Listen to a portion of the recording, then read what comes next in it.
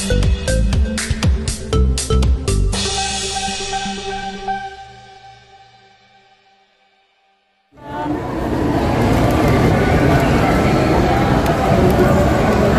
Teh Ocha akhirnya menggelar konser lagi. Mungkin 80 hari jelang konser, apa persiapannya yang sudah dilakukan? Persiapannya mungkin dari segi art, dari artnya untuk di panggung gitu, dan juga dari segi musik gitu, semuanya lagi dipersiapkan. Soalnya aku benar-benar kayak excited banget konser yang kali ini. Aku pengen memberikan banyak hal yang belum pernah aku belum pernah aku lakukan di konser aku. Udah itu maksudnya kayak latihan fisik, latihan teknik suara dan Ya kalau latihan vokal sih iya, tapi kalau untuk yang intensif banget nih belum. Nanti mungkin habis lebaran. Teh udah hampir menjelang 3 dekade nih Teh untuk karir Teh sendiri. Ada ritual khusus nggak sih sebelum manggung? Sebetulnya sama aja ya, palingan mungkin pemanasan sebelum manggung, pastinya berdoa. Yang penting mama papa aku ada, jadi kayak memberikan semangat juga buat aku. Dan ritual khusus itu nggak terlalu ini ya, palingan harus meyakinkan diri bahwa aku bisa dan juga aku udah siap dengan materi yang aku mau tampilkan di atas panggung. Tapi ada pantangan sendiri nggak sih untuk makanan gitu? Makanan pasti ya, kalau misalnya mau konser pasti ada banyak hal yang biasanya aku makan bebas, tapi kalau udah mau konser ya nggak boleh, gitu, kayak misalnya gorengan gitu. Jadi pelampiasannya begitu turun panggung, habis itu harus sudah ada gorengan di atas meja. Emang rider konser? Ya. Ini kan konser yang kan tadi dibilang memang isu soal kesehatan mental sendiri. Nah, kalau Ocha sendiri pernah kena mental nggak sih sepanjang karir ini? Oh iya, sebagai manusia aku rasa semua orang memang ini ya, memang pasti mental health itu pasti ada gitu. Artinya health itu kan kadang-kadang bagus, kadang-kadang lagi nggak bagus.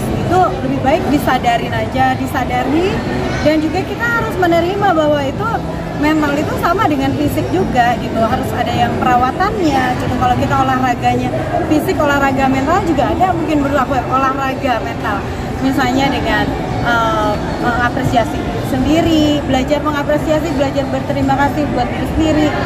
Beribadah itu juga sebetulnya buat aku kayak melatih mental supaya tetap kuat. Terus banyak lah sebetulnya latihan mental. Dan ketika kita down, pasti semua orang pernah mengalami itu. Aku pun sama juga. Titik kena mental Ocha dalam karir apa sih mungkin? Aku pernah merasa bahwa aku sudah tidak berguna lagi dalam karir musik. Tahun berapa? Itu tahun berapa ya? 2015an lah. Kayak merasa minder, ngelihat yang lain bagus rasanya. Terus aku udah nggak tahu lagi, kayak ideas block gitu. Jadi kayak aduh, apalagi yang mau aku buat ya gitu. Itu sangat waktu itu aku kena banget sih. Gimana cara bangkitnya? Waktu itu caranya berdoa pastinya, karena aku rasa semua ide itu dari yang di atas ya. Dan habis itu nyari hal-hal yang aku belum pernah.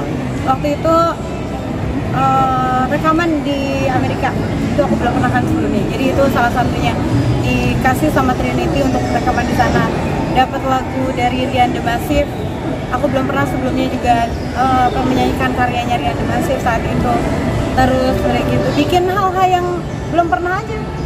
Jadi itu kayak menimbulkan semangat yang baru gitu.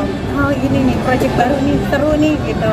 Terus waktu itu juga terbantu banget lagunya Janji Langkan Dia itu jadi soundtrack di film I Love You from 38,000 Feet. Itu film remaja saat itu dan booming banget. Jadi pendengar lagu aku juga malah jadi berkembang, jadi banyak remaja dan anak-anak kecil gitu. Ya, mungkin ada banyak musisi mungkin yang belum capek sama dunia musik dan kata-kata sempat bilang disitu sama diri sendiri kayak hiatus gitu perlu nggak sih? Itu terus pulang lagi sebetulnya sama pribadinya ya. Ada yang menganggap hiatus itu perlu, ada yang enggak juga. Tapi mungkin hiatus itu kan dia artinya kan dia break dulu. Break tidak membuat sesuatu yang produksi, bukan produksi rekaman, tapi bukan berarti dia diam saja. Pasti biasanya kalau musisi hiatus, biasanya dia lagi kayak semedi untuk dapetin lagu-lagu baru yang bakalan keren-keren, yang mereka mempersiapkan untuk next. Dan terus seperti begitu maksudnya? Enggak kayaknya. Aku justru kalau misalnya palingan aku istirahatnya paling sebulan gitu. Itu udah paling lama. Dan Jelang konser ini kan mengacu kepada kasus-kasus yang copyright. Betul, Pencipta betul mungkin sekali. kita tuh sudah mempersiapkan performing kan kepada pencipta lagu. Oh, kalau aku alhamdulillah dari dulu memang karena konser aku juga yang buat adalah kita ya promotornya ya, Inspire sendiri. Jadi copyright dari dulu memang selalu dibayarkan melalui LMK atau LMKN gitu karena kita mengikuti undang-undang yang berlaku aja gitu dan setiap konser aku insya Allah sudah lunas untuk membayar itu semua. Untuk yang upcomingnya itu pasti aku akan memastikan juga akan seperti itu juga. Tapi sebetulnya kalau menurut aku memang selalu ada di balik sebuah masalah itu pasti akan ada bright side of it gitu ya. Contohnya misalnya aku juga jadi lebih care lagi juga untuk bertanya sama ini pencipta ada lagu kamera di aku, samping Pak Wali. pencipta lagu yang membuat lagu buat aku tanya gimana bagaimana hak mereka apakah didapatkan. Sebagian ada yang berkata bahwa mereka dapat juga dan sebagian ada yang berkata mereka ya nggak semaksimal itu gitu.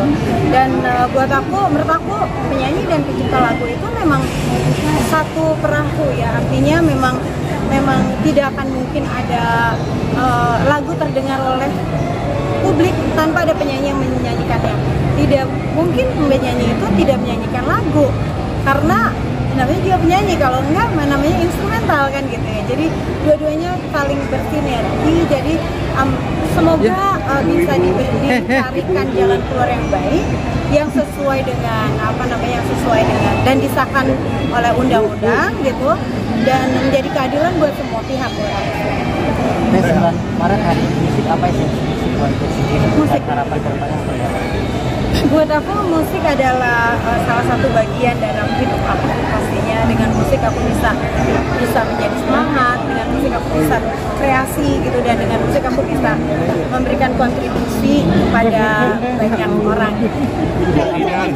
Mau masuk TV. Kayaknya mau masuk bulan Ramadan